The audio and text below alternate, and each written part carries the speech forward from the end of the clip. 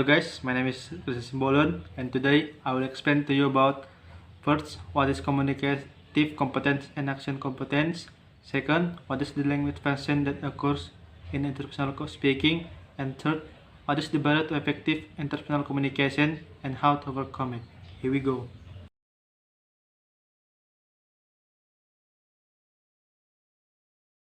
Communicative competence. According to Celso Murcia, the term communicative competence was coined by Del Jaimes, who defined it as the knowledge of both rule of grammar and rule of language use appropriate to a given context. He put forward this notion in response to theories of the formal linguist Noam Chomsky, who focused on linguistic competence and claimed that any consideration of social factor was outside the domain of linguistics. Canale and Swan elaborated from competencies under the heading of communicative competence. 1. Grammatical competence. 2. Sociolinguistic competence. 3. Strategic competence. 4. Discourse competence. Then, there are two changes in terminology. The Canale-Swan model that first, sociolinguistic competence be modified to social cultural competence, the cultural background knowledge needed to interpret and use a language effectively, and that grammatical competence be relabeled as linguistic competence to explicitly include the sound system and lexicon as well as the grammar.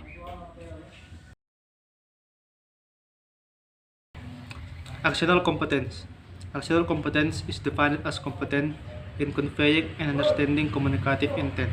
That is, matching actional intent with language form based on the knowledge of an inventory of verbal schemata that carry illusionary force. Thus, actional competence is closely related to interlanguage pragmatics, which has been defined by Casper and Bloom-Kalka as the study of normative speaker use and acquisition of linguistic action pattern in a second language. It must be noted that our conceptualization of actional competence is mainly restricted to oral communication. A close parallel to actional competence in written communication will be rational competence, which include analysis of the move of lexical routines, typical of any given written genre. While we are critical of any function-only approach to CLT, and in that there are some indications that spec-up theory is gradually losing favor in pragmatic and applied linguistics. This does not mean that we do not consider actional competence an important part of L2, interactional knowledge from a pedagogical perspective. Language function that occurs in interpersonal speaking. An interpersonal dialogue is a dialogue that is simply because there is somebody around you. Interpersonal communication is the sending and receiving of information between two or more people. Interpersonal communication is a process of exchange. The components of this process include sender, message, channel, and receiver. The sender is the one initiating the message. The message is the information that will be sent. The channel is the manner in which the message is sent. The receiver is the one to whom the information is sent. Let's look at the process step by step. 1. The sender composes the message in his mind. In composing the message, he may take into account something and the reason for the message, such as to persuade or inform. This involves encoding, which is the transferring of their mental thought for the message into words. 2. The next step is selection of the channel of communication. Channel includes speaking, writing, video transmission, audio transmission, electronic transmission through an email, text or instant message, or even nonverbal communication through body language and signals. 3. The next stage of the communication is when the receiver of the message processes the information into understanding, collect decoding. For example, you decode a written message by interpreting the meaning of the symbols, including their arrangement, sentence and paragraph structure, on a printed page. And 4.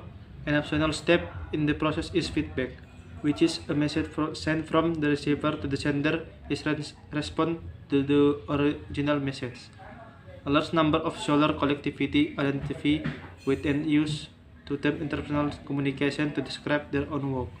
These Scholar, however, also recognize that there is a considerable variety in how they and their colleagues conceptually and operationally define this area of study.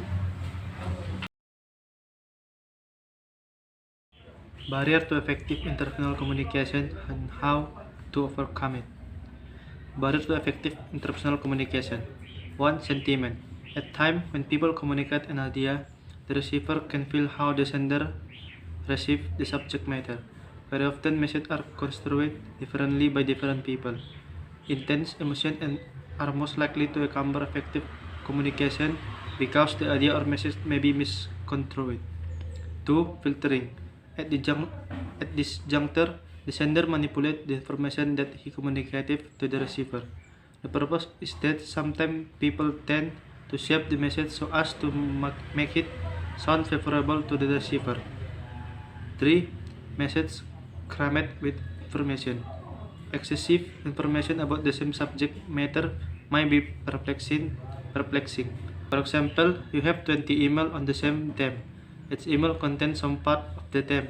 Instead, it will be better to have a single email from the sender which focuses included form only the information you want. 4. Defensiveness.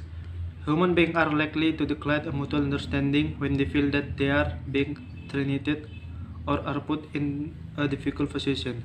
Defensiveness normally comprises assaulting when the sender tells you, putting out sardonic remarks, questioning their motive, or being excessively judgmental about the topic. 5. Cultural difference. Our culture at times may be a colossal encumbrance for effective interpersonal communication. When two people with different culture communicate, they often do not comprehend each other's culture and might misinterpret the true meaning of what each other is trying to convey through such a sense. And 6. Argot. Neither and sundry understand each other argot or jargon word. Therefore, argot is best avoided when talking to someone who one is not familiar with personally or within one organization.